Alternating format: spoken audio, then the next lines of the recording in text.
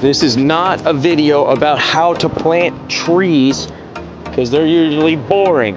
Now, if you really want to plant and it's still blazing hot outside, then I highly suggest you get yourself some shade cloth. This stuff works wonders. It's not like it's gonna die. It's gonna grow, it's gonna be fun, but is it gonna produce good, big crops of fish?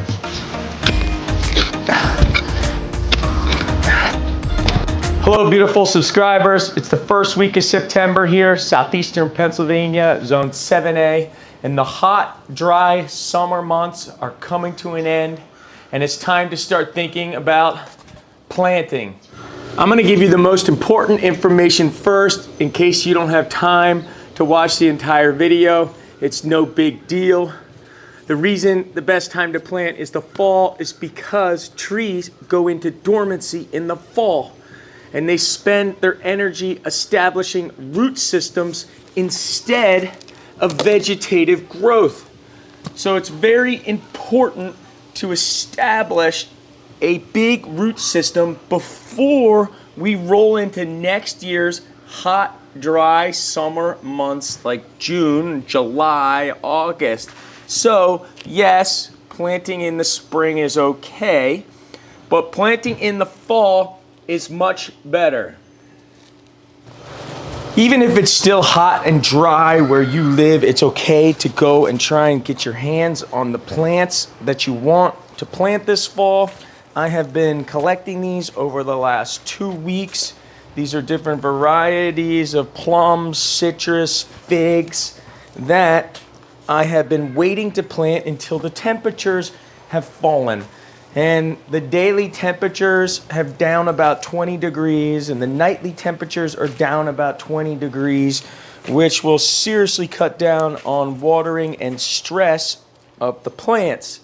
So it's okay if you go get your plant material a little early and then keep it in a shaded area and then take care of it until you think the time is right for your area.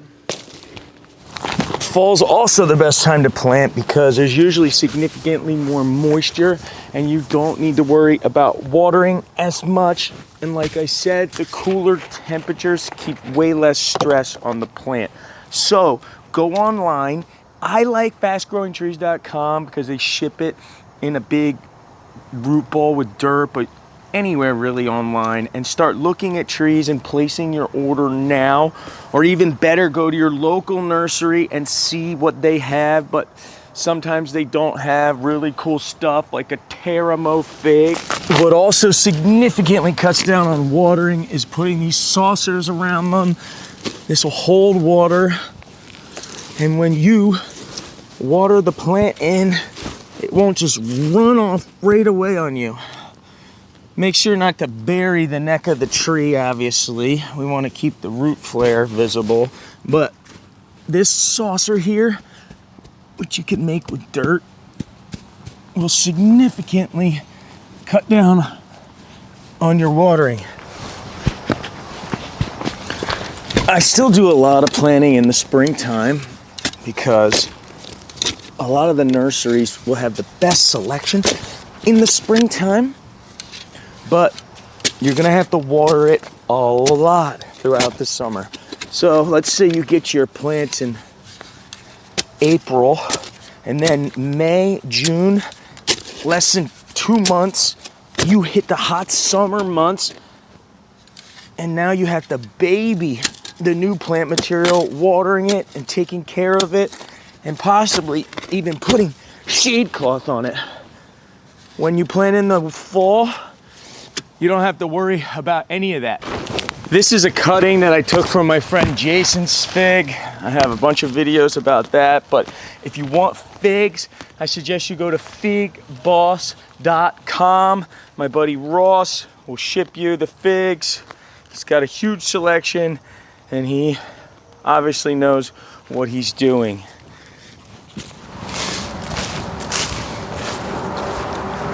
There's 2 more things you really want to think about before you plant any fruit tree or fruit bush, and that is full sunlight and good drainage. So You're gonna go online, you're gonna look at a tree that you wanna buy, but first you might wanna walk out on your property or backyard and see if you have full sunlight, which is 6 to 8 hours of direct sunlight, and good drainage. Because if you don't have full sunlight, those fruit trees are just not gonna produce enough fruit for it to be worth your time and effort. And if you don't have good drainage, you are gonna have root rot and serious fungal issues that are gonna cause you lots of problems down the road. Here's 2 giant Fuyu Asian persimmons that were planted at the same time, but this tree is completely covered with fruit, and this tree only has 1 or 2 pieces of fruit on it. And I believe it's because this tree has 2 hours less sunlight. So, because of the holly tree I have here and the birch there, the sun comes over in a particular way, and there's an ash over there, a big ash tree, and it shades this tree out. Probably 2 or 3 hours less sunlight this tree gets than this tree, and this one has 10 times the amount of fruit on it. Full sun is essential for fruit. Here's another example of what I'm talking about. I've been wanting to plant something here for years, but this huge ash tree behind me is gonna block off all the afternoon sun, which is a problem. So I came out here the other day, full sun at 9, 10, 11, 12, 1, 2. I had about 5 hours of full sun right here. Now, if I cheat it over here, I get another hour of sunlight. Long story short, the more sunlight, the better. I don't know if I'm gonna plant it here. When you get addicted to fruit trees, you're constantly looking for more places to plant them. And I got this long row of plums, European, Asian, hybrids. And over here, there looks like there's room for 1, 2, 3, 4 more trees I can put in here. And I say to myself, oh my gosh, look at all this space. Problem is, all the water from the entire property drains down through here. All the water from the horse stables comes down through here. And this area is constantly soaking wet. I would love to plant more fruit trees in here. 1, 2, 3, 4 more plum trees, but I know it's a bad idea. It's low, it's wet. That means it has poor drainage. That means the soil's lacking oxygen. The roots will be waterlogged, and it'll lead to root rot and fungal problems. So this area, I just have been avoiding planting as much as I want to, utilize the space. I just know it's a bad idea. This area has full sunlight and good drainage. It all slopes away, so I feel comfortable planting these 2 new plum trees here. Let me know if you guys have either one of these plums. It's a Hollywood plum, and we have the burgundy plum. Shoot me down in that comments section and let me know how your plum trees are doing. Don't be afraid to mix in some plant food, all-purpose organic fertilizer. This is a 5-3-3. I'll put a couple handfuls in the bottom, mix it up, and then I'll take another handful and I'll spread it on the dirt that I'm about to backfill with. But don't go crazy high in N, P, or K. This is only a 5-3-3. It's very important not to plant the tree too deep.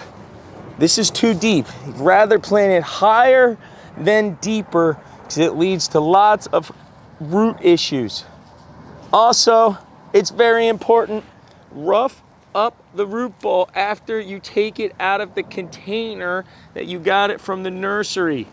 So, plant the tree high and rough up the root ball before you plant it. So this is a 50% shade cloth, which means it blocks out 50% of the sunlight. This will obviously reduce the plant's exposure to the sun. It also keeps the ambient temperature lower, and it will reduce evaporation around the root ball. So if I plant late spring, early summer, like I can't help myself, I will definitely leave the shade cloth on there all summer long until I see a lot of new growth out of the tree. Once I know the root system has gotten established. It works really well. Okay, I have 2 more trees to plant, which you guys don't need to watch me do. These are cold hardy citrus, an uzu and a sudachi. Pretty cool since we're in zone 7A, so maybe go online and check those out. But to sum up today's video, planting in the fall is by far the best time. Go ahead online right now, order some plant material, or head over to your local nursery and see if they have what you want. And then make sure you have full sun and good drainage. And like always, thanks for watching. Hit that subscribe button, and I'll see you guys in the next video.